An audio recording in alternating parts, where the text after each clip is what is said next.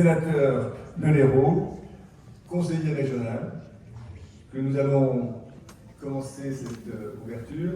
Je voudrais saluer aussi la présence de Madame Marie-Ange Rivière, qui est la déléguée académique aux relations éducation-défense et qui est la référente académique pour la mémoire et la citoyenneté. Merci de votre présence. Mesdames et messieurs les présidents d'associations, il y en a de nombreux, je le vois. Mesdames et messieurs les auteurs, nos invités d'honneur. Mesdames et messieurs, chers amis, merci à tous de votre présence. C'est avec une certaine émotion que je m'adresse à vous ce soir pour ouvrir la 6e édition du Salon du Livre des Mondes Juifs. L'année dernière, en effet, une grande partie du salon était consacrée à l'évocation du sort des otages du 7 octobre. Les otages israéliens, du moins les survivants, ont tous été libérés à la grande joie de leur famille, la grande joie de tous, ou presque tous, et nous saluons leur retour à la maison. Mais comment ne pas saluer aussi, surtout dans un salon du livre, le retour en France de Boualem Sansal, emprisonné pendant près d'1 an dans les geôles algériennes, 1 an lui aussi dans des conditions inhumaines, privation de liberté, isolement prolongé, absence de soins médicaux. Ayons une pensée également pour le journaliste Christophe Glaise, condamné à 7 ans de prison pour avoir interviewé un dirigeant d'un club de football, et puis pour tous les otages de toutes les nationalités emprisonnés encore en ce moment. 6 éditions de notre salon, c'est un parcours, c'est une aventure humaine et culturelle, mais aussi une résistance à l'indifférence, parfois une résistance même à l'adversité. Organiser un salon du livre, c'est un peu comme écrire un roman. Il y a des moments de grâce, il y a des rencontres inattendues, quelquefois aussi des illusions, des défis. 6 éditions, c'est un exploit quand on connaît la complexité logistique, les incertitudes, les désistements de dernière minute qui peuvent ébranler même les plus optimistes. Cette année, nous avons eu notre part, et je pense notamment au message reçu il y a quelques jours de Guillaume Erner, qui ne pourra malheureusement pas être parmi nous ce soir. Mais ces obstacles, nous les surmontons, grâce à la passion qui nous anime, grâce à la solidarité de ceux qui croient en ce projet. Malgré ces aléas, donc, notre programme reste d'une grande richesse. Nous avons voulu, une fois encore, offrir une programmation à la hauteur de la diversité des mondes juifs, de leur histoire, de leur culture, de leur contribution à la pensée universelle. Premier thème, on en a parlé tout à l'heure, la lutte contre l'antisémitisme sera encore au cœur de nos échanges, qu'elle soit frontale comme le font Jonas Bardot et Samuel Delors, ou plus subtile à travers le travail remarquable de Denis Oliven, dont le dictionnaire amoureux des Juifs de France est une œuvre majeure pour comprendre et célébrer cette histoire. Nous rendrons demain matin un hommage à Emmanuel Lévinas, à l'occasion du 30e anniversaire de sa disparition, du 120e anniversaire aussi, de sa naissance. Gilles Anus, qui est parmi nous, l'un des grands spécialistes de sa pensée, nous éclairera sur l'héritage de ce philosophe pour qui l'éthique est le fondement même de l'humain. Pierre Assouline, dont la présence amicale et chaleureuse nous honore, partagera avec nous tout à l'heure sa passion pour les récits qui mêlent histoire et mémoire, et je veux encore une fois saluer sa fidélité et son amitié. Nous commémorerons demain après-midi le 80e anniversaire de la libération des camps, en compagnie du grand rabbin de France, Raïm Korsia, et de Shoshana Bourobza, 2 voix essentielles pour transmettre la mémoire de la Shoah et en tirer des leçons pour notre présent. Notre programmation reflète aussi la vitalité créatrice des mondes juifs, littérature, philosophie, roman historique avec le thriller si prenant que vient d'évoquer Nathalie Cohen, roman graphique comme Frères d'Orient de Benedetta Danco, Mémoire individuelle et collective avec Jonas Sigoni, qui sera là demain matin, Art graphique avec les expositions de Claire Marin et de Saïd Sayag, Poésie avec Pierre Echardour, Michel Cardélial et Saïd Sayag également, et même de la musique avec le concert du groupe Dr Choc demain à 13h. Il y en aura pour tous les goûts, pour tous les âges, pour toutes les sensibilités. Et n'oublions pas le brillant panorama des parutions récentes que Brigitte et André Houteau nous ont présenté cet après-midi. Je tiens à mentionner tous les auteurs qui nous ont fait l'honneur et le plaisir de nous parler de leurs ouvrages: Pierre Beau, Catherine Greenfogen, Marie-Claude Akiba-Ekri, Monique Zerdoun, et une mention spéciale à notre cher ami Daniel Yankouakou, qui nous a présenté une enquête passionnante sur les origines de Nostradamus. Ce salon, c'est aussi l'occasion de rappeler l'engagement de notre association pour inscrire notre communauté dans la vie de la cité de Montpellier, cité qui est une ville de culture, de savoir, qui cherche à promouvoir le livre comme un vecteur de dialogue et de rencontre. Nous sommes fiers de contribuer par notre action à cette dynamique en proposant un événement qui rassemble, qui questionne et qui célèbre la diversité des expressions juives à travers le monde. Je tiens à remercier chaleureusement les élus qui nous soutiennent. Je le dis chaque année, c'est la vérité, mais particulièrement Hussein, qui est là avec nous, qui est là avec nous depuis l'origine, avec amitié et bienveillance. Je voudrais remercier évidemment les sponsors qui nous font confiance, surtout les bénévoles. Nos bénévoles, ces artisans de l'ombre, sans qui rien ne serait possible. Leur dévouement, leur énergie, leur passion sont le ciment de ce salon. Nous avons tenu cette année à leur demander, mais je ne suis pas sûr qu'ils soient prêts pour ça, mais nous avons tenu à leur demander de se présenter à vous pour vous permettre de leur rendre l'hommage qu'ils méritent. Alors, chers amis de Séfarim, venez donc saluer le public pour qu'on puisse vous dire merci pour le travail que vous accomplissez. Monsieur Michael, Jacques, debout, venez un petit peu. Allez, venez. André, Fabrice, Youssef, Jacques, Michael, Nathalie et Brigitte qui sont là, Monique qui est là. Merci de m'inviter, c'est normal. Je n'ai pas eu l'occasion de le faire. Isaac qui est là. Voilà. Ah mais oui, parce que Merci. j'arrive pas à l'enlever ça. Avant de vous laisser replonger dans cette 6e édition, Je sais pas comment l'enlever. je voudrais partager avec vous une citation d'Emmanuel Lévinas, qui résume à elle seule l'esprit de notre salon. La lecture est une relation avec l'invisible. C'est précisément ce que nous vous proposons pour ces 2 jours, une rencontre avec l'invisible, avec ses histoires, ses mémoires, ses idées qui nous dépassent et qui nous élèvent. Alors, laissez-vous surprendre, interroger, émouvoir, feuilleter, lisez, discutez, car c'est dans ces moments de partage que se construit notre humanité commune. Je vous souhaite à tous et à toutes un excellent salon, riche en découvertes et en émotions. Merci beaucoup.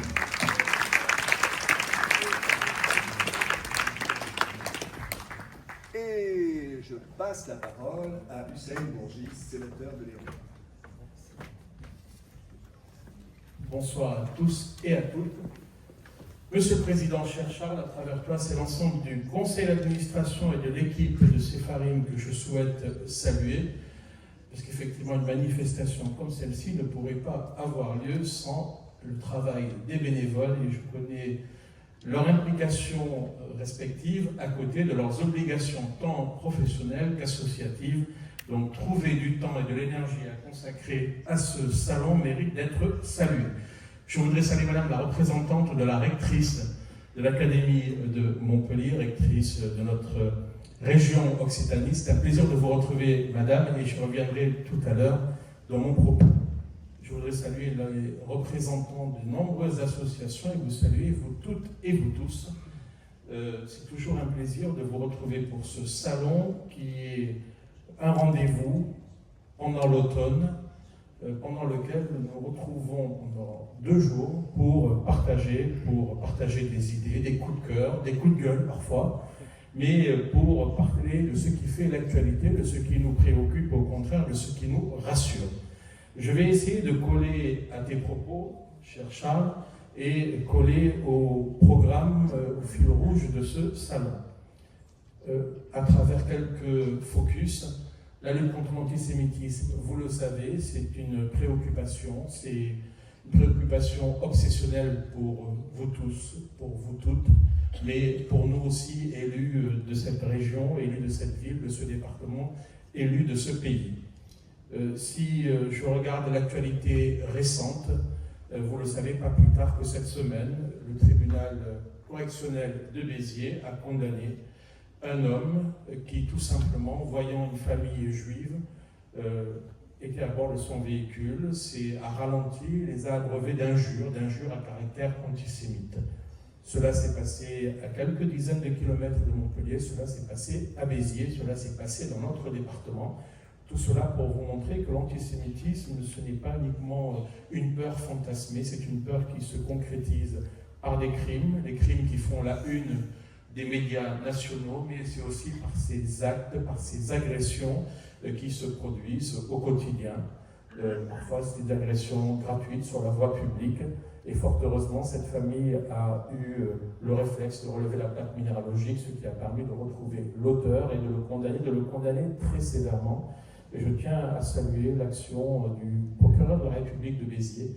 Et je tiens aussi à saluer le travail de la presse, qui a rendu compte de cette condamnation en y accordant une part très importante. Pourquoi ? Parce que moi qui suis juriste de formation, et je parle sous le contrôle d'éminents juristes qui sont présents dans cette assemblée, je crois en la vertu dissuasive du procès. Le procès, il est là pour réparer un préjudice qui a été infligé à une personne, et en l'occurrence là c'était une famille qui faisait Shabbat et qui était sur la voie publique et qui a eu le malheur de rencontrer cette personne qui passait dans son véhicule et qui a reconnu cette famille et qui l'a abreuvé d'injures à caractère antisémite. Donc le procès est là pour réparer un préjudice, et en l'occurrence le préjudice là il est moral, il aurait pu être physique, il aurait pu être corporel, il aurait pu être beaucoup plus grave, mais tout préjudice doit être réparé. La vertu du procès, c'est aussi de sanctionner celui qui a commis une faute, et en l'occurrence sur cette affaire-là il y a eu un délit qui a été commis et il a été durement sanctionné par le tribunal correctionnel de Béziers. Mais la vertu du procès, on ne le dit pas assez, c'est une vertu dissuasive. Le procès, ce n'est pas uniquement le plaignant qui devient victime lorsque le tribunal statue et reconnaît le tort de celui qui a commis un acte, celui qui est mis en cause et qui devient cette fois-ci coupable lorsque le tribunal s'est prononcé, mais ce n'est pas uniquement ces deux parties, c'est la société dans son ensemble. À chaque fois qu'un jugement est porté à la connaissance du public, c'est la vertu dissuasive. Cela permet d'envoyer un message à la société, cela permet d'envoyer un message à la société dans sa diversité, dans sa globalité, en s'adressant d'abord aux personnes de confession, de culture juive, pour leur dire la justice ne vous abandonne pas, la justice elle est là, elle remplit ses fonctions lorsqu'elle est saisie, lorsque des plaintes sont déposées. Elle adresse aussi un message à celles et ceux qui pourraient être inspirés, alimentés par une idéologie antisémite, pour leur dire qu'il n'y a pas d'impunité pour les antisémites dans ce pays. Chaque fois qu'une personne profère une injure, que ce soit sur la voie publique, sur les réseaux sociaux, chaque fois qu'une personne commet un acte antisémite, la justice, grâce au travail des policiers et des gendarmes, s'attache à la retrouver, à la sanctionner. Donc je tenais à l'évoquer, et cela fait écho à un certain nombre d'ouvrages, en particulier à celui de Denis Oliven, qui explore l'histoire de la République française à travers quelques grandes dates qui ont ponctué, qui ont rythmé l'histoire de la France, des pages peu glorieuses et d'autres qui le sont davantage. Et c'est la raison pour laquelle, sans faire de publicité, je vous suggère fortement de découvrir, de lire, d'acquérir ce dictionnaire amoureux que Denis Oliven a commis. Autre focus que je voudrais faire dans votre programme, vous avez fait le choix de revenir sur les 80 ans de la libération des camps. Et vous le faites de manière fort pertinente, fort utile. Et j'ai particulièrement relevé que vous aurez l'occasion, nous aurons l'occasion, parce que je reviens demain après-midi, d'écouter le grand rabbin de France, Chaim Corsia. Mais ce que j'ai aussi relevé, c'est qu'il y avait une place particulière accordée à Shoshana Moukhobzad pour évoquer le sort des femmes dans le camp d'Auschwitz. Et lorsque nous nous sommes rendus l'année dernière avec vous, madame, et avec un certain nombre de personnalités ici présentes, à l'occasion d'un voyage mémoriel que la région Occitanie organise chaque année à destination des lycéens de l'Académie de Toulouse et de Montpellier. Chaque année, ce sont 150 lycéens que la région emmène pour effectuer ce travail de mémoire, pour aller sur place, voir, pour qu'ils deviennent eux aussi des ambassadeurs de cette mémoire. Lorsque nous sommes allés ensemble, et c'est grâce à un partenariat avec le Mémorial de la Shoah et avec l'Éducation nationale, où nous étions ensemble. Et ce qui m'a marqué, il y a eu plusieurs moments, plusieurs lieux, mais c'est cette stèle qui est en mémoire des femmes françaises qui étaient dans le camp d'Auschwitz, et ça a été un moment très fort, comme étant aussi le témoignage du passage de ces femmes qui sont parfois éclipsées, dont on n'évoque pas toujours le sort, et donc je me réjouis de savoir que demain, et à l'occasion de ce salon, un focus tout particulier avec la présentation de ce livre pourra être fait, parce que le sort de tous les déportés, qu'ils soient hommes, femmes, enfants ou personnes âgées, mérite le même intérêt, mais souvent, je déplore, le féministe que je suis déplore qu'on n'évoque pas assez la place des femmes dans l'histoire de France, la place des femmes dans la résistance, la place des femmes aussi comme victimes, et comme des victimes qui ont plus lourdement et plus durement que d'autres, parfois, vécu la déportation et les conditions dramatiques qu'elles ont pu vivre, parfois pour certaines d'entre elles en se voyant séparées de leurs enfants qui ont été tués, et donc vivre avec cette information, ou vivre avec cette inquiétude, cette obsession de retrouver ses enfants, et un jour découvrir que ces enfants ont été exterminés. C'est parfois se poser la question, est-ce que la vie a encore un sens? Et pour une mère, cela remue, et cela est une tragique cruauté qu'il faut trimballer, et on vit avec cette question lancinante.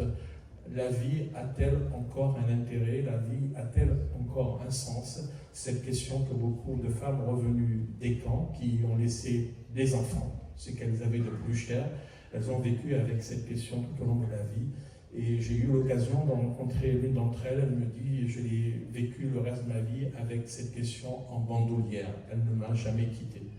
Donc merci beaucoup à vous, cher Charles, et à toute l'équipe qui t'entoure, de faire cette place pour cette réalité-là. Je voudrais aussi...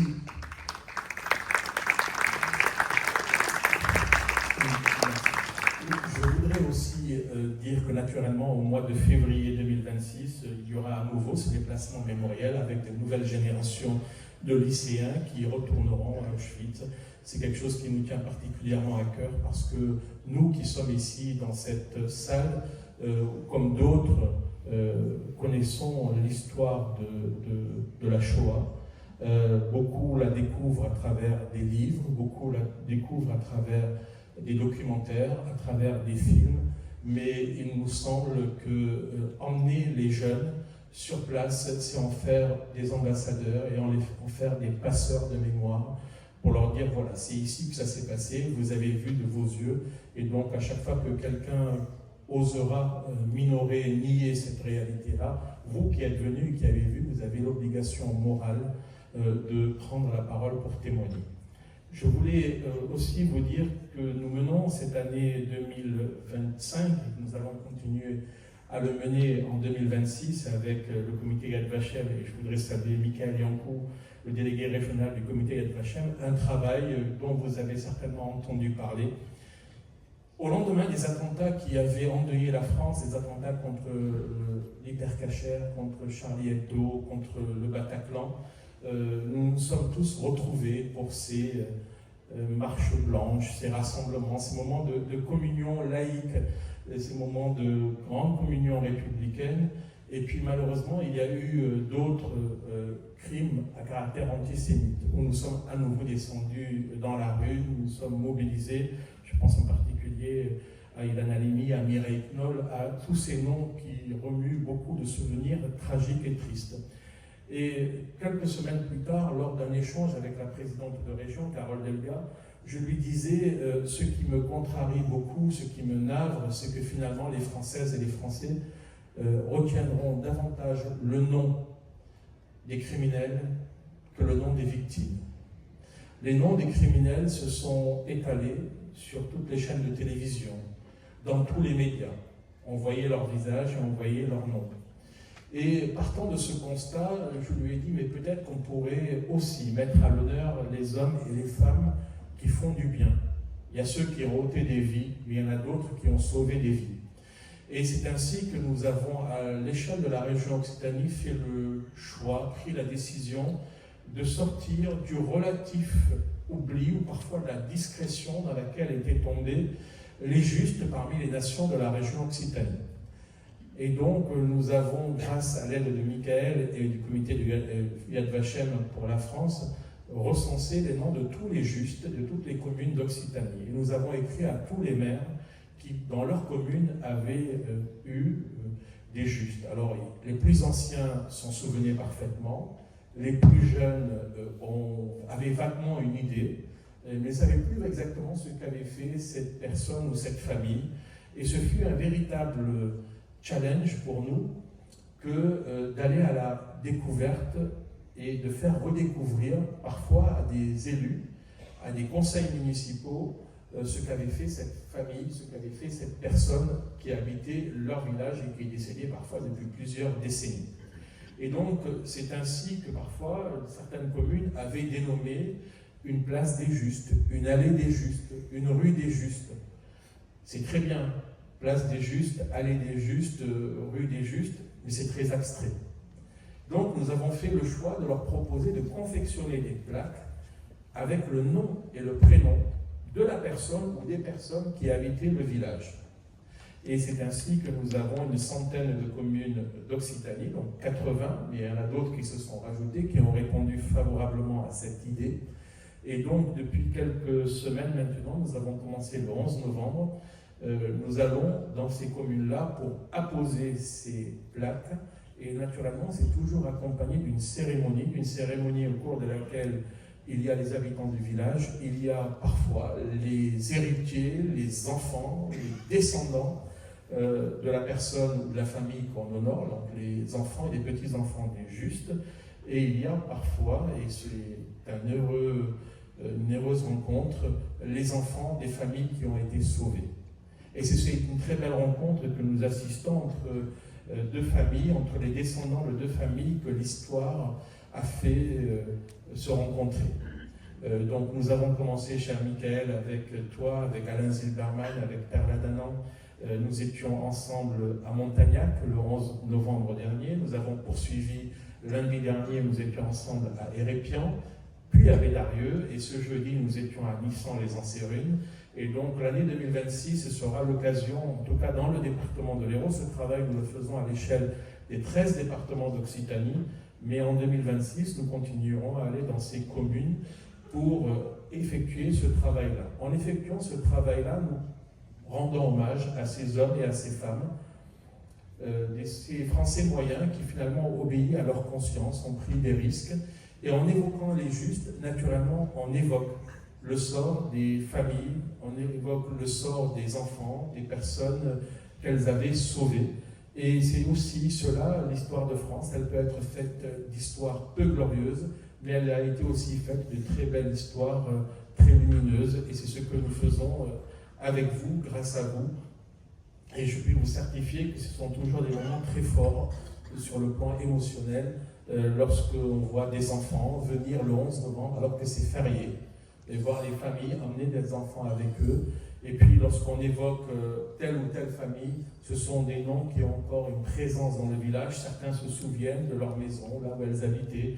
Et lorsqu'on dit, voilà, c'est dans cette cave ou dans ce grenier qu'on a caché une famille, les personnes qui partent m'écrivent parfois par mail, m'écrivent sur les réseaux sociaux, sur Facebook en particulier, pour me remercier en me disant « nous ne connaissions pas l'histoire de notre village et vous nous avez permis parfois, en évoquant l'histoire de notre village, de nous approprier, de dire que ça s'est passé ici, ça s'est passé chez nous, et finalement ça nous donne une responsabilité particulière dans la transmission de cette mémoire. Donc merci beaucoup, cher Michael.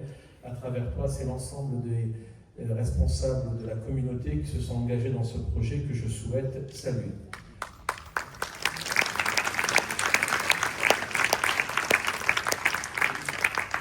Je voulais aussi vous évoquer un rendez-vous qui aura lieu dans quelques semaines. Ça sera à Nîmes, c'est pas très loin d'ici.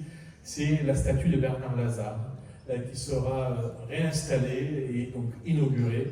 Et donc à cette occasion-là, c'est un travail de réparation qui sera fait. Et puis là aussi, on parlait de symbole. Le symbole sera au rendez-vous puisque Patrick Bloch, qui est premier adjoint de la ville de Paris, mais qui est surtout le petit-fils du sculpteur de la statue initiale, sera présent parmi nous.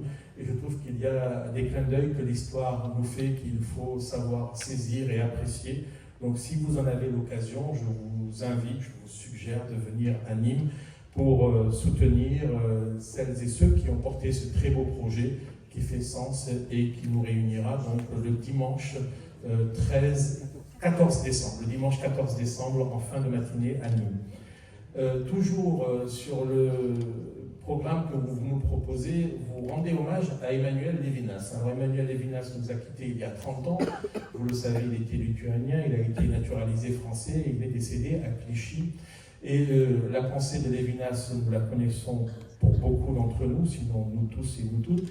Et ce que j'apprécie tout particulièrement, c'est la question, la dimension éthique. Et la dimension éthique fait écho à ces comportements qui ont pu avoir lieu pendant la Seconde Guerre mondiale, lorsque certains se sont assis sur leur éthique, se sont assis sur leur conscience, considérant qu'ils étaient des fonctionnaires et qu'ils n'avaient qu'à exécuter des ordres qui leur étaient donnés, aussi immoraux soient ces ordres.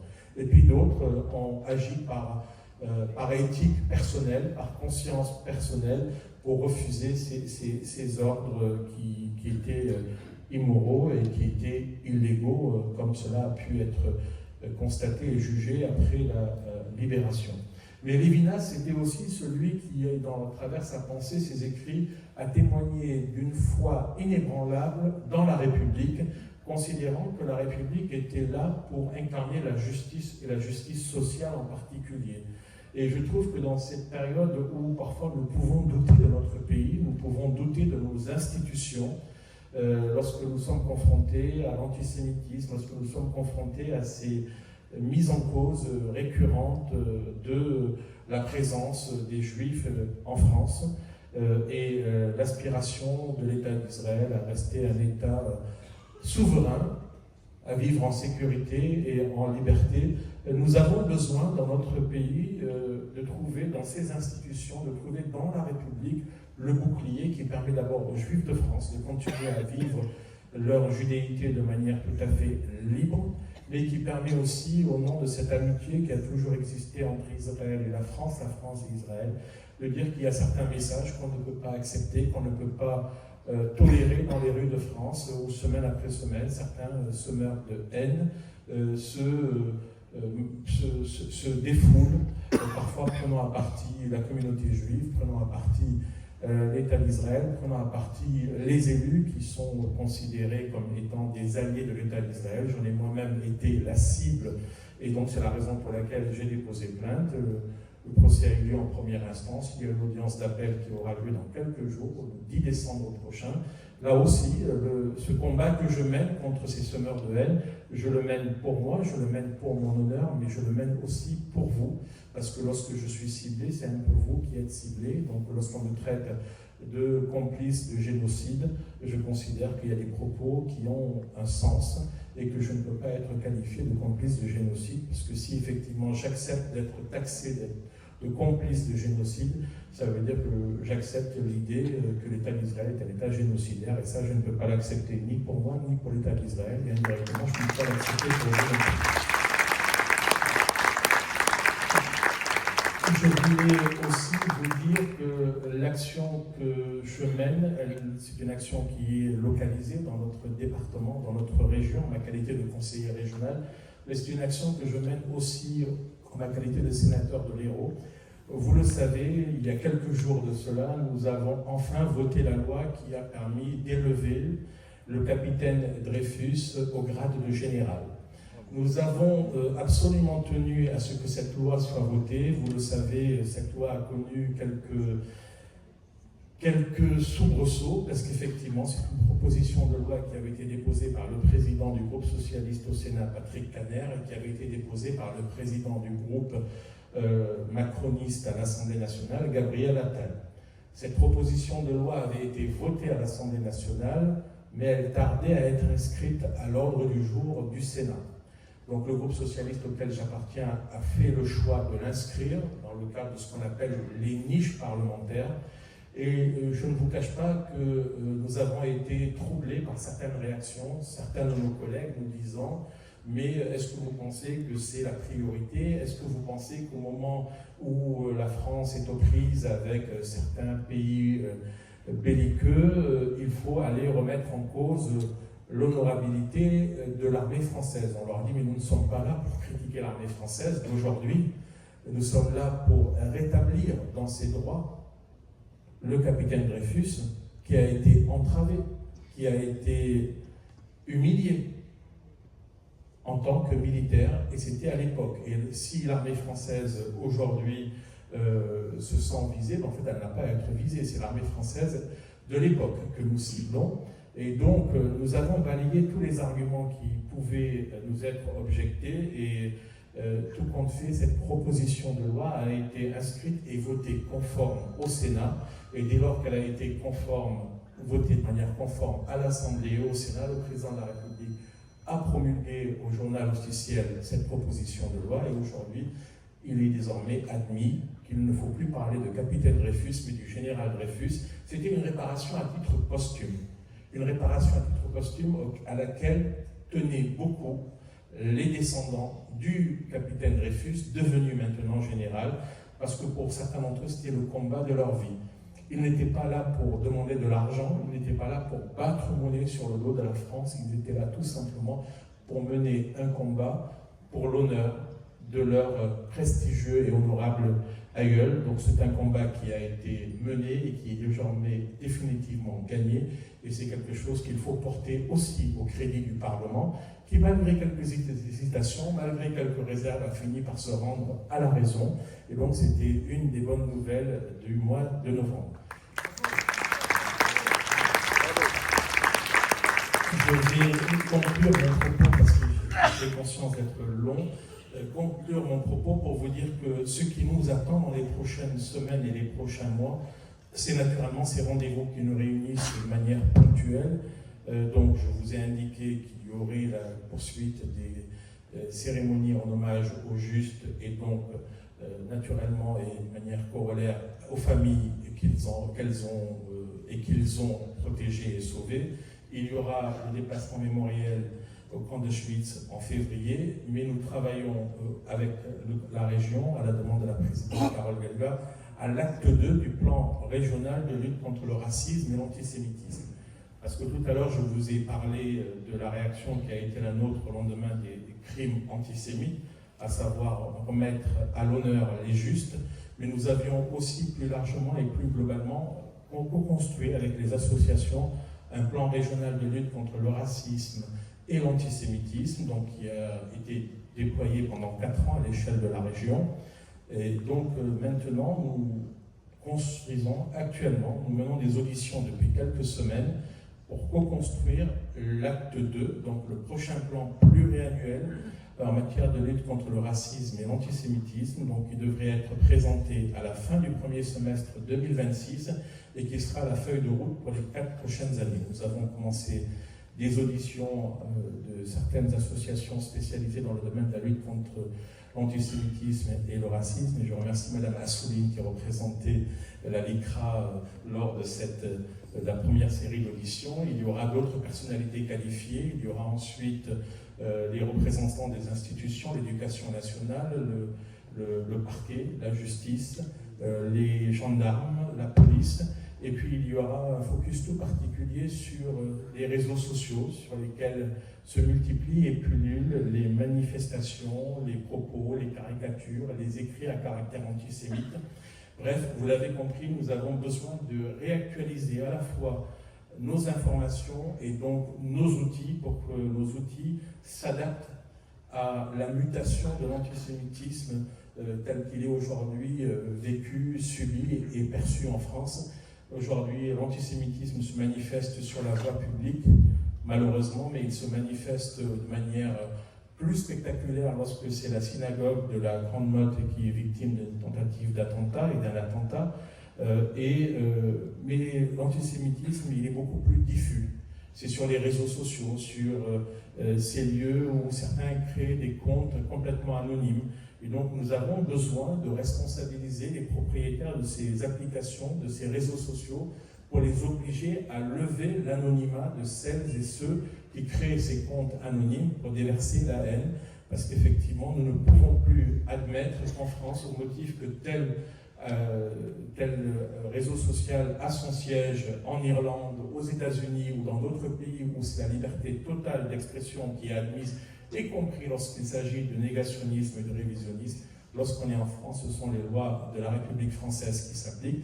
Et en France, la liberté d'expression, elle est modulée par un certain nombre d'interdits. Et ces interdits, ça veut la lutte contre le révisionnisme, la lutte contre le négationnisme, la loi Guesso, la lutte contre l'injure, la diffamation. Et donc, nous avons besoin aussi d'imposer ces règles-là et d'en faire prendre conscience les propriétaires de ces sites internet qui, jusqu'à présent, modèrent peu ou pas assez toutes les publications qui se déversent jour après jour sur les sites internet. Vous l'avez compris, il y a encore beaucoup de travail. Pour poursuivre ce travail, nous avons besoin d'hommes et de femmes qui pensent, qui nous alimentent avec leur contribution, avec leur expertise. Et nous avons aussi parfois besoin de force et d'énergie. Et les manifestations comme celle de ce week-end, ce salon du livre, c'est un endroit où on vient se retrouver pour puiser de l'énergie chez chacun d'entre vous, chacune d'entre vous, parce qu'effectivement, pour mener le combat contre l'antisémitisme, on ne le mène pas seul, on le mène ensemble, chacun là où il est, chacun là où il travaille, chacun là où il agit, et on a besoin de compter les uns sur les autres, de s'appuyer les uns sur les autres, et ça fait aussi partie de la fraternité qui nous réunit, qui nous unit depuis si longtemps et qui a vocation à nous rassembler, à nous réunir encore très longtemps. Belle soirée à tous et à toutes.